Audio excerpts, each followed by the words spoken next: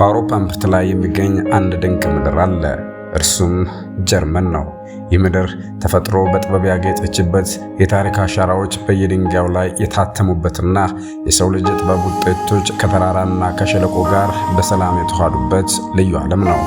ይህን ምድር መጎብኘት ማለት ወደ መጽሐፍ ገጾች መግባት ብቻ ሳይሆን ከጊዜና ከቦታ በላይ ወደሆነ ሰላማዊ ህልም መጓዝ ማለት ነው።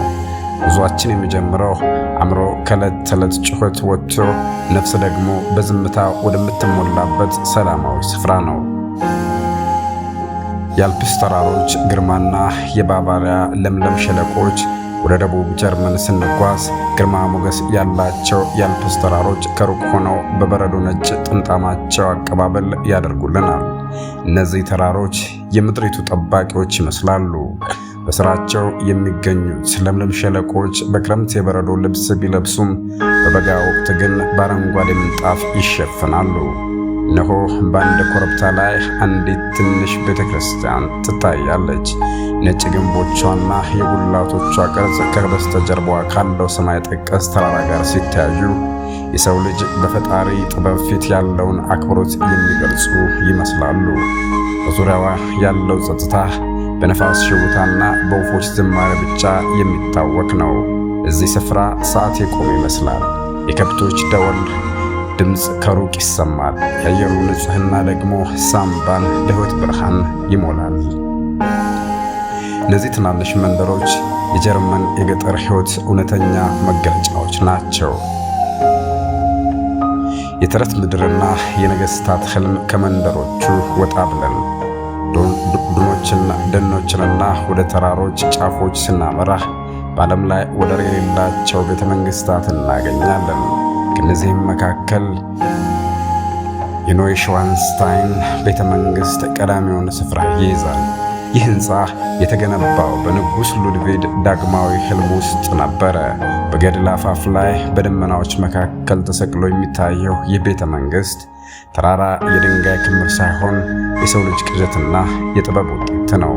በመጸው ወቅት ዙሪያውን የሚከቡ ዛፎች ቅጠሎቻቸውን ወደ ወርቃማ ብርቱካንማና ቀይ ቀለም ሲቀይሩ ቤተ መንግሥቱ በደማቅ ቀለማት ባህር ውስጥ የሰመጠ ዕንቁ ይመስላል።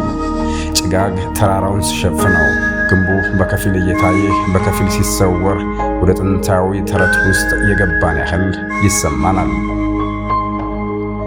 እያንዳንዱ መስኮት፣ እያንዳንዱ ማማ ስለ ነገሥታት ግርማና ስለ ጥበብ ፍቅር በዝምታ ይተርካሉ። የራይንና የሞሴል ወንዞች ተረት።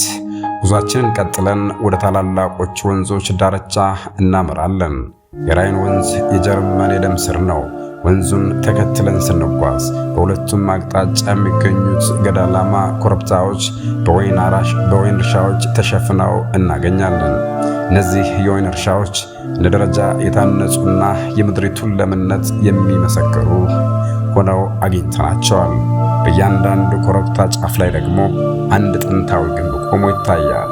እነዚህ ግንቦች ወንዙን ሲጠብቁ ዘመናትን አሳልፈዋል። ወንዙ ላይ የሚንሳፈፉት መርከቦች በዝግታ ይጓዛሉ። የውሃው ሞገድ ከድንጋዮች ጋር ሲላተም የሚፈጥረው ድምፅ እንደ ሙዚቃ ነው። በወንዙ ዳርቻ የሚገኙት እንደ ኮኸም ከተሞች ባለቀለም ቤቶቻቸውና ጠባብ መንገዶቻቸው የቆየውን ስልጣኔ በዘመናዊ መልክ ይዘው ይገኛሉ። እዚህ ጋር ሕይወት ረጋ ያለች ናት። ሰዎች በወንዙ ዳርቻ እየተንሸራሸሩ የወይን ጠጅ እየቀመሱ የተፈጥሮን ውበት ያደንቃሉ። የጫካዎች ምስጢርና የተፈጥሮ ድንቅ ሥራዎች። ወደ ጥቁር ደን ወይም ብላክ ፎረስትና ወደ ሳክሰን ስዊትዘርላንድ ስናመራ ተፈጥሮ በሌላ መልክ ትከሰትልናለች። ግዙፍ የሆኑት የዓለት ማማዎች ከመሬት ተነስተው ወደ ሰማይ ይረዝማሉ። በእነዚህ ዓለቶች መካከል የታነጸው የባስታይ ድልድይ የሰው ልጅ ተፈጥሮን ሳይጋፋ እንዴት ሊጠቀሙባት እንደሚችል ትልቅ ምስክር ነው። በእነዚህ ጫካዎች ውስጥ የሚገኙት ሐይቆችን እንደ መስታወት ጥርግርግ ያሉ ወይም እንደ መስታወት የሚያማምር እይታን የሚያሳዩ የሚመስሉ ናቸው። የተራራው ጥላና የዛፎቹ አረንጓዴነት በሐይቁ ውሃ ላይ ሲንጸባረቅ ሁለት ዓለማት ይመስላል።